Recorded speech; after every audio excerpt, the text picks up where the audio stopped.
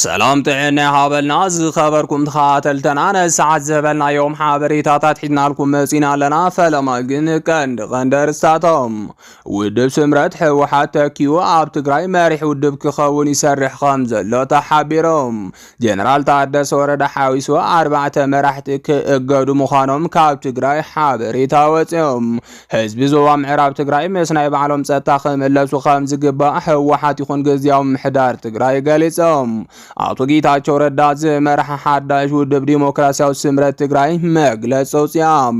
ዝብሉን ካልኦትን ኣለውና ሕዚ ድማ ናብ ዝርዝሮም ህዝቢ ዞባ ምዕራብ ትግራይ ምስ ናይ ባዕሎም ጸጥታ ክምለሱ ከም ዝግባእ ህወሓት ይኹን ግዝያዊ ምሕዳር ትግራይ ገሊጾም أبز هجي ساعات فيدرال منغست نبعلو عبد الرخينات كم زلو ملاخت حدش من قصاص كاب تقراي قالي حلام إذا حدش من قصاص دما فيدرال منغستي حزب تقراي يخونا يتقارو ودابتات نمبتان آزي حدقن يزبولو من قصاص مجمارو سعيبيهم بمسارات زيدمان حزب تقراي ودبني مرحن يزبولو ودب حوحاتن سراي تقراي نمفراس يسعر كم زلو استقل صخوينهم كابناي زيوم ملكتات دما قاليهم لومي كسمعو جميروم علوم بمسرة زيخا فيدرال منغسي وسنات تقارو أسليفو بعلي تفنقلت خملسي بمبال مزوم تقارو جافتيفوم زبارو وارتحيلتات كمايت جميرو لوم ازوم حيلتات دما كم فقاد وهابتن مرحتن اتخاب مسيلوم نبعلوم تفنقلتن مقبال عبز العالم دلاو كمزلو عامسيلوم يقلسو لوم نزو سعيبون لومي مزاول تقارو مسبعال دمك زولو تزراريبون مملاس من قصقاس كامز جمرة بقلسي تزاريبيهم زي من قصقاس دماغ وانا تباهيلو قزاتات تقراين زي ملكاغن توساغ حيلنا تقارو كاي خاونن كام مسقاز تلعال خوينو ازز قورو دماغ مستوم بقابن جونسايد زي حتتو بعالكون يلدمك تمسارت إيروز سرح زلو سرحيهم أبي أحمد بقلسي وعلي سلام بريتيريان عين دكتور دبرسين أي ملكاتناني بمبال بعلي زفرس خوينهم توعلي تكالاو 5 يكون دما بقلسين مزراب موكيريهم نسيبوني ولومي أبي أحمد أتناي بريتيريا وعلي عفريسو عبد الرخينات كمزلو زملاخت يخبلو بركت زبال وغنات زقلسو زرلهم لومي زلو زينهات كمز حبر ودمام مرحت حوحاتن جنرالات سقراين كوينات كمز يترف زي تردو يمسلو خبلو بركز زبالو تنتنتي يحبرو لهم بمسار زيد مالومي كعبي تسفع وريصهم تفنقلت حزب معراب تقراي بعلم مملاس أبو سالم بصحهم تحبرو لهم جنرال مقبيون أبسو من زهاو حساب مسزي تمهاسال 5 خوانز تقلص خوينهم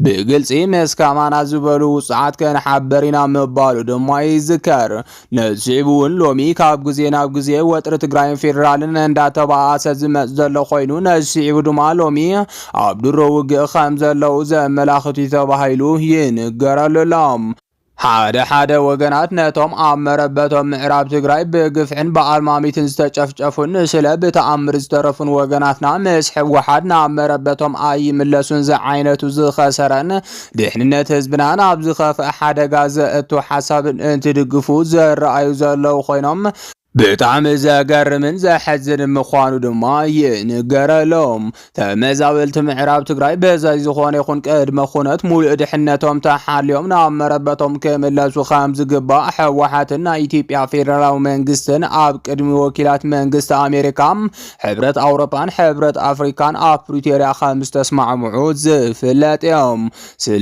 سلازي تمزابلت معراب تقراين عمربتهم انت ملسو دحننتهم مولئ تحاليلهم مس منغستاو محاور تقراي كملسو 5 قبا اندا فلتنا سلامنتاي قداي تمزابلت وغناتنا صقممون مكرو من زناوحن زباسن اجندهات نمزز كمزلنا فصوم قلص يكونن كبلهم بركت زبلو قدسات تقارو يحاتو لهم نأزين دافلتنا مانن بزعبا زتمزابل وغناتنا دحنت حزب تግራይን ዘገድሶ ትግራዋይ ጉዳይ ተመዛበል ትግራይን ፖለቲካው ጸዋታን ቆማረም ውዓል ገዲፎም ወገናትና ብቁልጡፍ ናብ መረበቶም ኣብ ዝመለሱሉ ጉዳያት ከተኩር ከም ዝግባእ ከንሕብር ንፈቱ ዝበሉ ኮይኖም ይሕመቕ ይጸብቕ ሎሚ ኣባይታ ህወሓት ዘዓብለሎ ብጀነራል ታደሰ ወረደ ዝምራሕ ግዚያዊ ምሕዳር ትግራይ ዘሎ ይብሎም ነቲ ግዚያዊ ምሕዳር እውን ፌደራላዊ መንግስቲ ኢትዮጵያ ሙሉ አፍሉጦት ዘሃበዮም ስለዝኾነውን ሎሚ ተመዛበልቲ ወገናትና ናብ መረበቶም ናይ ምምላስን ግዝኣት ትግራይ ናብ ሙሓስን ሓላፍነት ዝወስድ ብፕሬዝዳንት ታደሰ ወረደ ዝምራሕ ግዚያዊ ምሕዳር ትግራይ ጥራሕ ምዃኑን በዘየማትእ መንገዲም ኩሉ ትግራዋይ ክፈልጥ ኣለዎም ተመዛበልቲ ወገናትና ናብ መረበቶም ኣብ ዝምለሱሉ እዋን ፖለቲካዊ ውድባት ዓረና ይኹን ባይቶናም ህወሓት ይኹን ውናት ሓቢሮም ናብ ምዕራብ ትግራይ ናይ ምእታው ሙሉእ ሕጋውን ሕገ መንግስታዊ መሰል ከም ዘለዎምን ኩልና ክንፈልጥ ይግባእ ብምባል ተሪር ዝኾነ ጻውዒት ገይሮም ኣለዉ አቶ ጌታቸው ረዳ ዝመርሓ ውድብ ዲሞክራሲያዊ ስምረት ትግራይ መግለጽ ኣውፅኦም እቲ መግለጽ ድማ ከም ዝስዕብ ጌርና ኣቕሪብናዮ ኣለና ኣብዚ ሓለፈ ሶምን መስራታይ ጉባኤው ዘሳለጠ ውድብ ዲሞክራሲያዊ ስምረት ትግራይ ብዕለት 17 ጥቅምቲ 2018 ዓመተ ምህረት ናይ ፈጻሚት ጉዳያት ፈላማይ ኣኼቦ ኣብ ከተማ አዲስ አበባ ኣሳሊጦሎም ኣብ ህልው ኩነታት ትግራይን ህዝቢ ትግራይን ኣድሂቡ ብዕምቆት ዘተፈጻሚት ጉዳይ ውድብ ስምረት ናይ ቀዳምነት ንዝወሃቦም ገዘፍቲ ኣንፈታት ኣነጺሩን መስርሕ ቃልሲ ሓገዝቲ ዝኾኑ ዝተፈላለዩ ዘፈራት ውድብ ስምረት በመጥያሽ ንጹራት መደባት ውን ኣቐሚጦሎም ኣብዚ ትማሊ ዝተሳለጠ ፈላማይ ኣኼባ ፈጻሚት ጉዳያት ውድብ ስምረት ኣብ ህልው ሰላምን ጸጥታን ትግራይም ኣብ ፖለቲካዊ ማሕበራውን ቁጠባውን ቅልውላው ከምኡውን ኣብ ጉዳይ ምላስ ተመዛበልትን ግዝኣታዊ ሓድነት ትግራይን ኣብ ምኽባርን ግዜ ሂቡ ብዕምቆት ብምዝታይ ዝተፈላለዩ ኣንፈት መደባት ኣነጺሩሎም ብመሰረት እዚ ኣብዚ ሕዚ እዋን ናይ ዝለዓለ ትኹረትና ጉዳይ ተመዛበልቲ ብህፁፅ ናብ መረበቶም ምላስን ግዛታዊ ሓድነት ትግራይ ክኽበር ምግባርን እንትኸውን ነዚ ብዘይ ምሽርራፍ ንምትግባር ድማ ምስ መንግስቲ ፌደራልን ካልኦት ዘመልከቶም ኣካላትን ብሓባር ብምዃን ብዕቱብ እንጥነጥፈሉ ቁልፊ ናይ መደብና ኣንፈት ምዃኑ ፈጻሚት ጉዳይ ውድብ ስምረት ገልጽ ገይሮሎም ነዚ ተጀሚሩ ዘሎ ተስፋ ዝህብ ተበግሶ ድማ ኩሉ ኣመራርሓን ኣባልን ውድብ ስምረት ኣድላይ ዝኾነ ኩለ መዳይ ድጋፍ ክህብ ጸዊዕሎም ብዘይካዚ ኣብዚ ሕዚ እዋን ኣብ ትግራይ ብዘሎ ስጋት ሰላምን ጸጥታን ህዝብና ኣብ ከቢድ ናይ ኩናት ሻቁለት ተሸሚሙ ፖለቲካዊ ቁጠባውን ማሕበራውን ጸገማት ተወሲኽዎ ተስፋ ዝቆረፁ መናእሰይን ምሁራንን እግሮም ናብ ዝመርሖም ስደት ይውሕዙሎም ሰብ ሃፍትን ትካላትን ብሰንኪ ስጋት ጸጥታን ሰላምን ገሊኦም ንትካሎም እንዳዓፀዎም ገሊኦም ድማ ናውቲ ትካሎም እንዳነቐሉ ይወፁሎም ቁጠባዊ ምንቅስቃስ ትግራይ ተጋሩን ዝተዳኸመሉን ህዝቢ ሰማይ በዝዓረገ ከቢድ መነባብሮ ኣብ ዝተጸገመሉ እዋን ዝርከብ ኮይኖም ውሑዳት ናይቲ ድሑርን ዓንዳራይን ጉጅለ ኣመራርሓን ዋርዲያቶም ድማ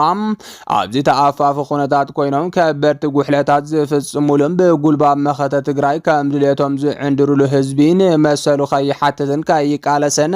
ኣብ ናይ ኩናት ስግኣት ሰማይ ደጊፉ ክነብር ሰፊሕ ምድንጋር ይፍጽሙሎም ንኹሉ ደላይ ለውጥ በመኾናን በመብራርን በመስዳድን ዝፍጸም ዘሎ ፍጹም ጸረ ዲሞክራሲያውን ጸረ ህዝብን ተግባራት መላ ህዝብና ክኹንኖ እቲ ደላይ ለውጥ ድማ ዝያዳ ቃልሱ ከሕይል ከም ዘለዎ በዝርዝር ተራእዩሎም እቶም ዝተጠቐሱ ጉዳያት ብዕምቆት ብምዝታይ ትግራይን ተጋሩን ናብ ዝኸፍአ ጸገም ቅድሚ ምስጥሑ ንዝሕሸን ኩሎ መዳያው ለውጢ ህዝቢ ከም ህዝቢ ተወዲቡ ንኽቃለስ ፈጻሚት ጉዳያት ውድብ ስምረት ጸዊዕሎም ነዚ ኣብ ዝሓፀረ እዋን ክኸውን ንምግባር ንጹር መስርሕን ኣንፈትን ቃልሲ ብምቕማጥ ምስ ኩሎም ውድባት ፖለቲካ ብሓፈሻ ድማ ብፍላይ ምስ ምንቅስቓስ ደለይቲ ለውጢ ትግራይ ብምዃን ቃልሱ ዝያዳ ከም ዘሕይልን ከም ዘራረብን ዝወሰነ ፈጻሚት ጉዳይ ውድብ ስምረት ህዝቢ ትግራይ ነዚ ፈሊጡ ንዘይተርፍ ዓወት መስርሕ ኣንፈት ቃልስና ብምስዓብ ንኹለ መዳይ ጻውዒትና ድሉው ንክኸውን ደጊሙ ይጸውዕ ኣብ መወዳእታ ቀጻሊ ኣንፈት መስርሕ ቃልሲ እቲ ውድብ ምቕማጥን ትኹረት ክወሃቦም ንዝግባእ መደባት ብምንጻርን ስሩዕ ቤት ጽሕፈት ኣብ ኩለን ከባቢታት ብቕልጡፍ ክኽፈትን ነዚ መስርሕ ቃልሲ ውድብና ንምጥንኻር ኣብ ፖለቲካውን ስትራቴጂካዊ ጉዳያትን ውድባትን ምዕባለ ሓይሊ ሰብን ሚድያን ኮሙኒኬሽን ከምኡውን ርክባትን ዝምድናሃትን ውሽጥን ወፃን ብዕቱብ ናብ ግብራዊ ስራሕ ከኣቱ ወሲኑሎም ብፍጻሜት ጉዳያት ዝተተሓዙ መደባት ናብ ኣባላት ቤት ምኽሪ ውድብ ስምረት ከም ዝወርዱን ናብ ተግባራዊ ስራሕ ከም ዝእቶን ፈጻሚ ጉዳያት ኣፍሊጦሎም ስለዚ ድማ ውድብ ስምረት ቀጻሊ ሕወሓት ተኪዋ ኣብ ትግራይ መሪሕ ውድብ ክኸውን ዘአንፈተ መግለጺ ኣውፂኡ ዘሎ ተባሂሉ እንዳተነገረሉ ይርከብ ብመሰረት እዚ ድማ በብርክት ዝበሉ ተጋሩ ምስ ብልጽግና ኮይኑ ንሕወሓት ኣውዲቖም ትግራይ ክመርሕ ይጽዕር ኣሎ ተባሂሉ እንዳኸሰሶ ከም ዘሎ ይግለጻሎም ብኻልእ ዜና ድማ ኣንጻር ውድብ ሕወሓት ኮይኖም ዝተባሃሉ ኣመራርሓ ጊዜያዊ ምምሕዳር ትግራይን እቲ ውድብን ዝኾኑ ዓበይቲ ሰበስልጣናት ካብ ትግራይ ንምብራር ይስራሕ ከም ዘሎ ተገሊጾም ኣብ ትግራይ ኣብዚ ሕጂ ሰዓት ኣብቲ ጊዜያዊ ምምሕዳር ዘለዉ ሰባትን ኣብ ውድብ ሕወሓት ዘለውን ብሓሳብ እቲ መብዛሕትኡ መሪ ውድብ ሕወሓት ከም ዝኾኑ ዝሕበር ዘሎ ኮይኖም ካብ ዘለዎም ሓላፍነት ክባረሩ ከም ዝኽእሉ ድማ ተሓቢሮም ብመሰረት እዚ ድማ ከም በዓል ጫል ውድብ ባይቶና ዝመርሑ ዘለው በዓል ኪዳነ ኣመነ ዝበሉ ምስ ውድብ ሕወሓት ቅርበት ዘለዎም ኣካላት ነዚ ሓበሬታ እዚ ከም ዘቃልሑ ዝተገልጸ ኮይኑም ካብ በዓል ጀነራል ታደሰ ወረደ ተወልደ ዕንበብን ኣለም ገብረዋህድን ኢሳያስ ታደሰን ኣንጻር እቲ ናይ ሕዚ ተልእኾ ውድብ ሕወሓት ኮይኖም ከም ዘለው ኣንፈት ሂቡሎም ነስዒቡ እውን ካብ በዓል ጌታቸው ረዳ ኣይፍሎይን ዝሓዝዎ ስልጣን የረክቡ ዝብል ዘመተ ክጅመረሎም ፀዊዑ ከም ዘሎ እንዳተገለጸ ይርከብ ስለዚ ድማ ሎሚ እውን ውድብ ሕወሓት ከጽርዮም ካብ ዝደልዮም ሰባት እዚኦም እዮም ተባሂሉ ንኽንገር ምኽንያት ኮይኑ ከም ዘሎ ዘመላኽት ይኽብሎም ብርግጽ ዝበሉ ወገናት እንዳገለጹ ይርከቦም ዝኸበርኩም ተኸታተልትና ነሰዓት ዝበልናዮም ሓበሬታታት ነዚኦም ይመስሉ ነይሮም ንምክትታልኩም ካብ ልብና መስግን